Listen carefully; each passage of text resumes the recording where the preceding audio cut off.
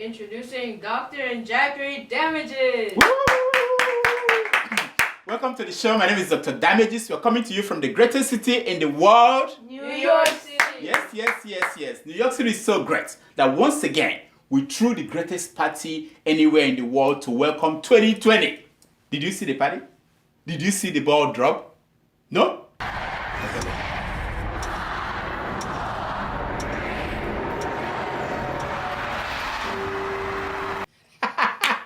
Yep!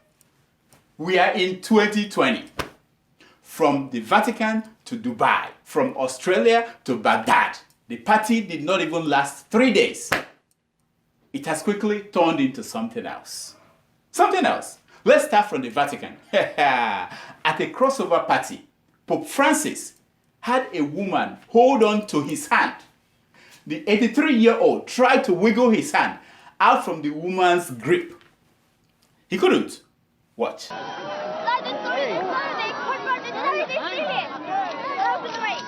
know. I say, hey, yeah. Huh? I wonder what Apostle Suleiman would have done in a situation like this. You know, for Suleiman, it could have led to Stephanie Otobo 2.0. I'm just saying, that could have happened, you know? Anyway, in such a situation, the Pope had very few options. Other superstars, like the Pope, would have done something that comes natural. No, I'm not talking about Donald Trump. No, I mean superstars, real superstars. Here is how Davido handles situation like this. Take a look.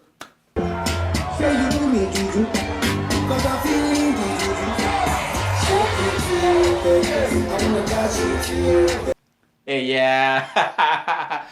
and here is how the bunch handles matters like this. Take a look.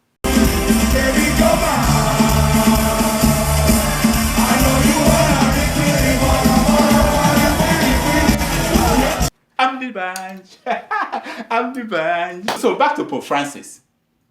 You see, unlike Davido and the bunch and others, the Pope considered this woman holding his hand as the last temptation of Pope Francis. Yeah. Here is the final solution that the Pope came up with on how to deal with this matter of this woman refusing to let his hand go. Watch.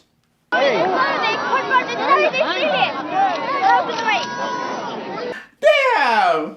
Is it just me or do you also feel that if not that the Pope is infallible, that it would have been okay to say that this Pope has anger management issues? The Pope has since apologized for losing his temper. Next time, he promised to handle the situation the way Amdi Banj handles it. You know, that's how things is easy that way. So I was shocked when the same people who criticized Pope Francis were mad at Peter the Rock for doing exactly the opposite of what Pope Francis did.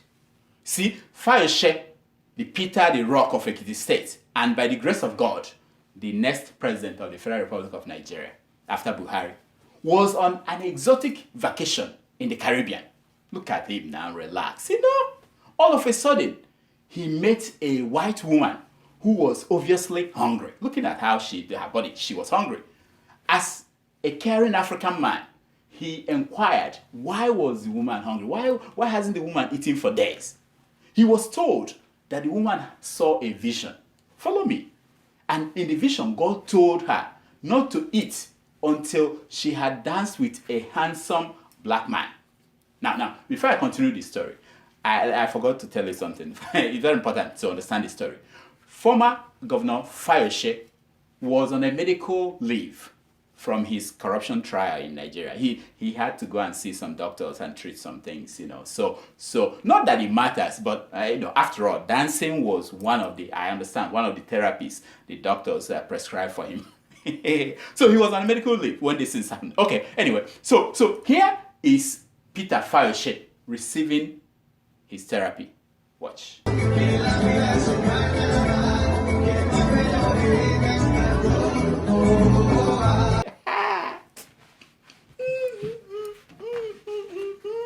I didn't know he could do salsa. Ooh. You see, this man is cultured. You know what I mean? For those of you who were upset with Governor Fayose for dancing and enjoying himself, he had this to say to you. He said, you should all go and hug the transformer. Go and hug a transformer. You see, look at the tweet now. I didn't make it up. That is an overused expression. Unless Fayose wanted to inflict more pain on his enemies, by making them imagine him hugging the woman instead of the transformer. That's what he's trying to do. Fayose is very strategic. When 2023 election comes around, he is going to use the picture of him dancing with that woman for campaign. Follow me. He will show Buhari dancing with an Indian woman or sort of, I don't know where the woman is from. And this picture of him dancing with this woman. Put them side by side and tell Nigerians the difference is clear. That's it. That's all his campaign strategy. That's the plan. But seriously, who did this to us? Does Fayose know that he has poised the chance of Governor Ojuzo Kalu, from getting medical leave to go abroad for medical treatment? Does he know that people are going to be suspicious of people who want to go abroad for medical treatment, that they are going to go and dance? All right, okay. I've gone round and round and round. I guess I must now tackle the main issue of the week. I'm talking about the number one issue of the first week of this decade. Yes, President Donald J. Trump has proved his enemies wrong again. Oh yeah, people who said that he was a poor political analyst are now licking their wounds. Okay, here is Trump in 2011 warning that President Obama was a sissy and that he will try to start a war with Iran just to win re-election. Watch. The president will start a war with Iran because he has absolutely no ability to negotiate. He's weak and he's ineffective. So the only way he figures that he's going to get reelected, and as sure as you're sitting there, is to start a war with Iran. Now, I'm more militant and more militaristic than the president. I believe in strength. But to start a war in order to get elected, and I believe that's going to happen.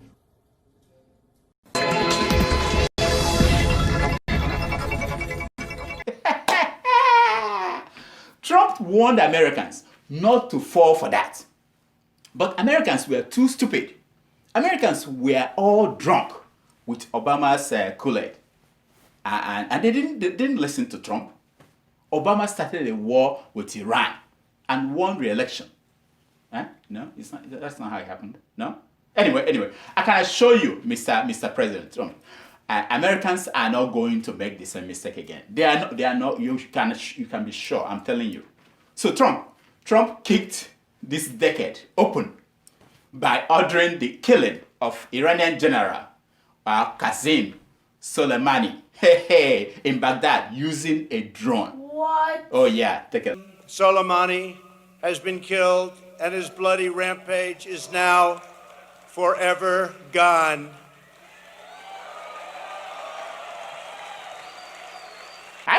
I know. As expected, Trump had very good reason why he ordered the killing of the man. George Bush, President George W. Bush, and Barack Obama, they considered it and they said, no, that's a bad idea. But Trump had very good reasons. Watch him. I don't know if you know what was happening, but he was planning a very major attack, and we got him.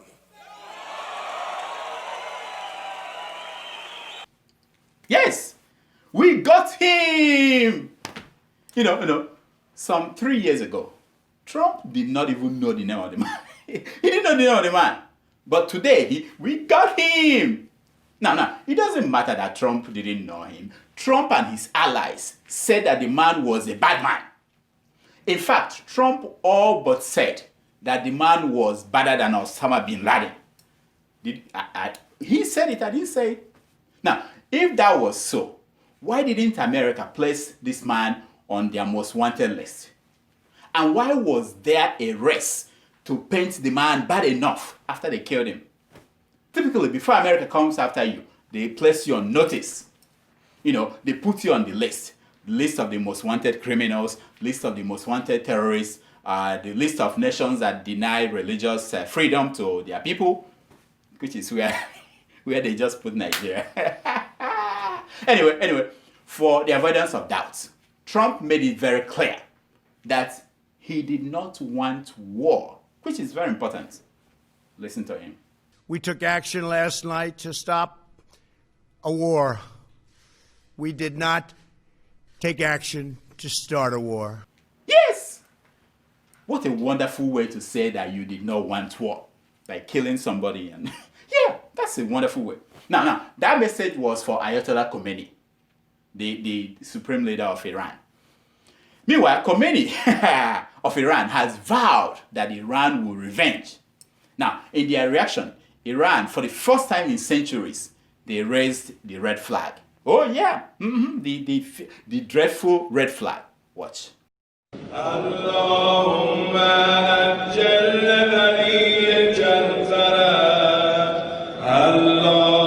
They placed the flag on top of the holy dome of Jankaran Mosque in Iran. Trouble. Now, fearful people all over the world are saying, hey, the first shot of the World War #3 has been fired. Calm down, people. Calm down. Calm down. You know, look at that picture of a map of Iran. Look at that picture. Did you see those American flags around the map? Each of those flags is a base, an American base around the country of Iran. Count them. More than 35.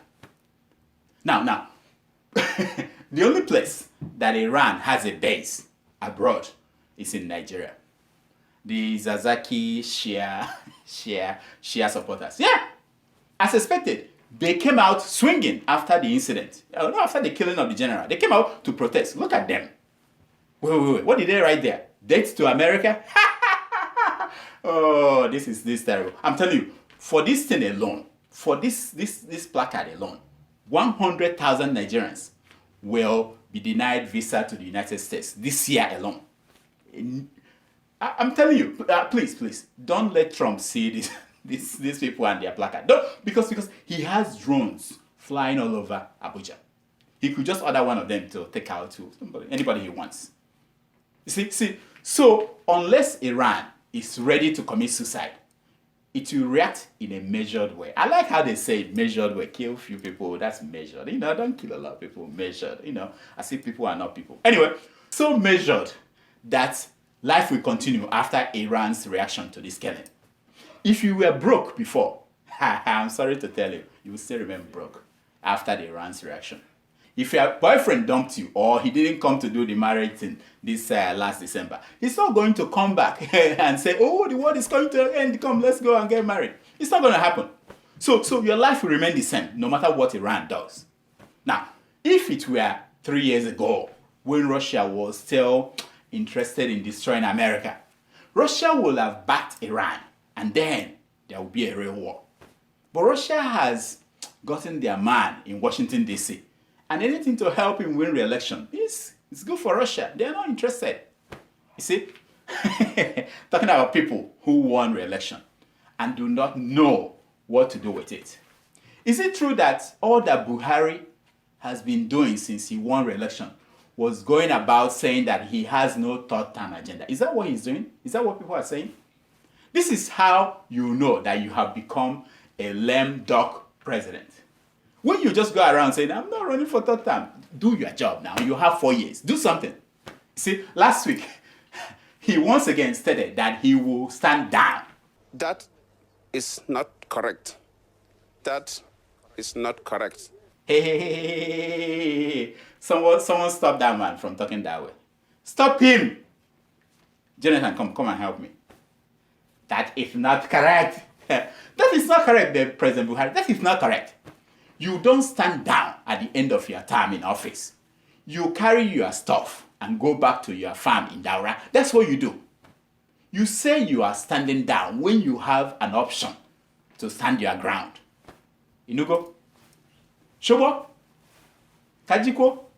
I'm talking to you, Buhari. Kajiko? I know you heard that one.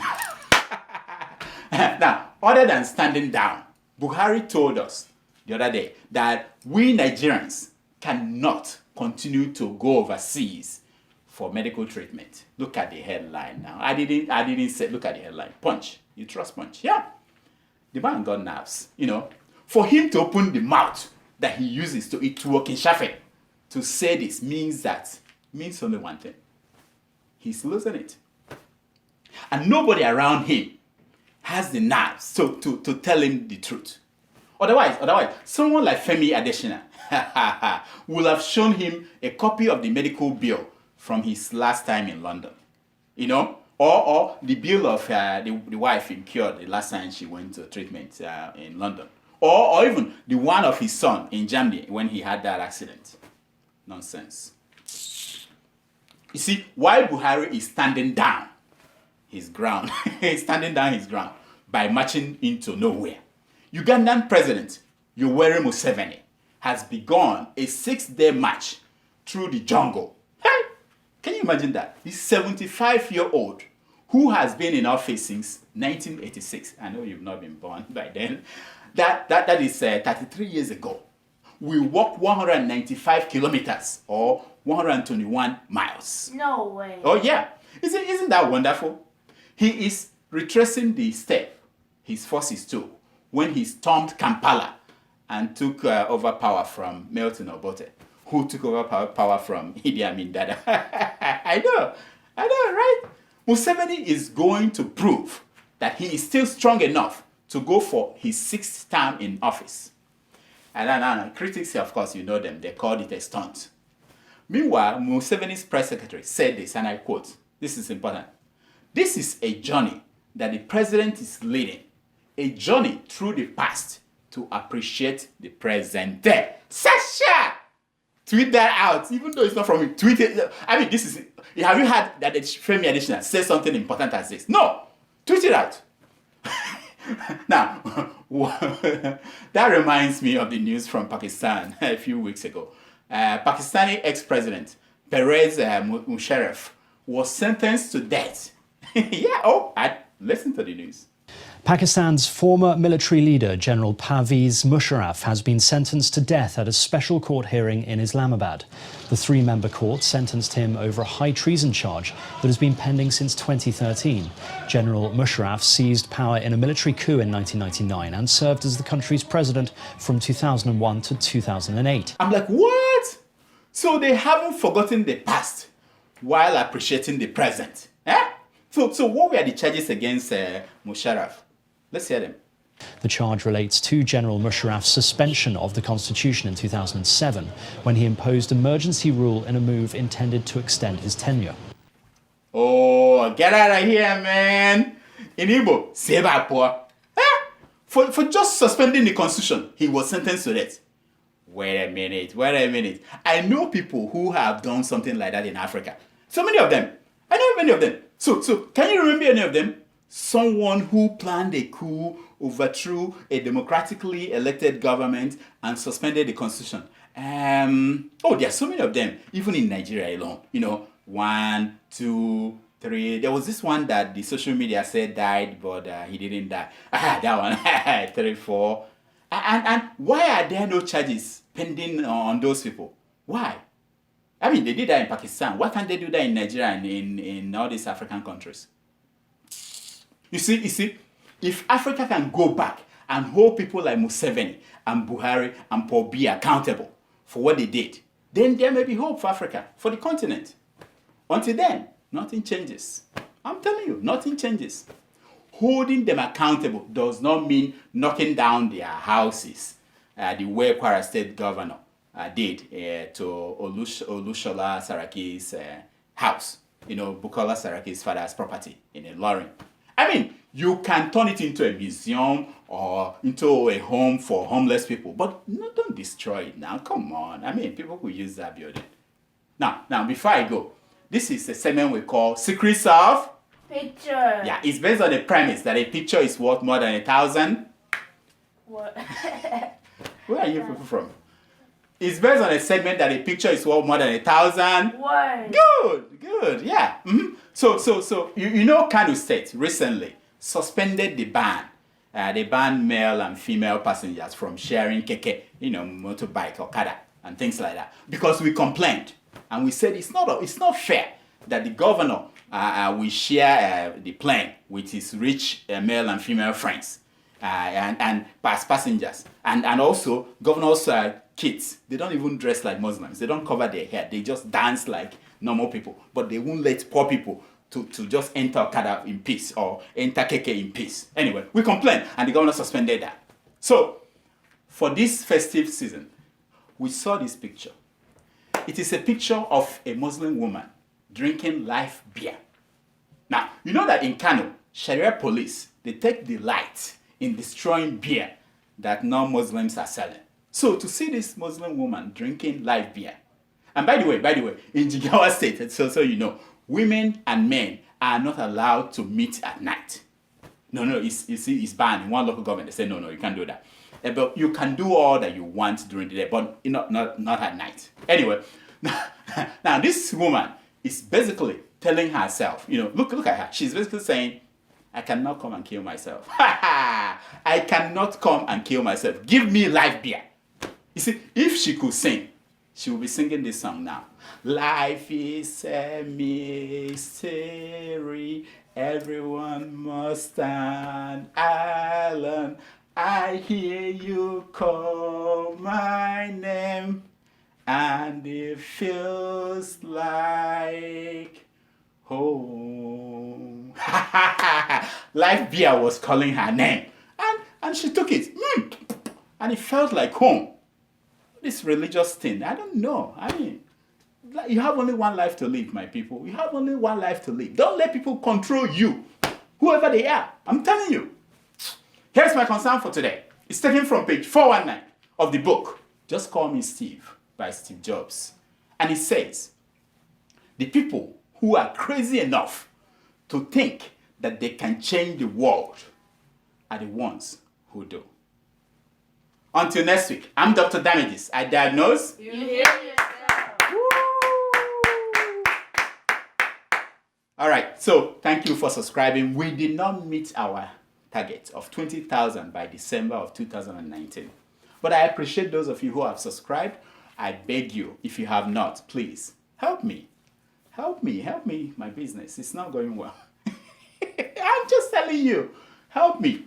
Just click. Thank you. I'm still getting the report, 70% of you watching. You've not subscribed. I mean, I may have to come to your house. I think it may get to the point where I have to visit you, visit your home. And maybe help you to subscribe, but you may have to put Ngongo and Isiewu and something on the side for me to come to your house. You know what I mean? I will come if that will help make you subscribe. Is that what you want? I see you laughing. You think you can take care of that? We may have that competition. I'll come to your house and help you subscribe. Thank you. Ah, good. Yes. Yeah. Support the people who are supporting us. Send wave. If you have not, it's very convenient. I don't know why people still walk to Western Union and say you want to fill a form and send money. I don't understand that. Or MoneyGram. I don't get it. Just tell them, doctor, you get $5 or £5 or €5, wherever you are. Thank you.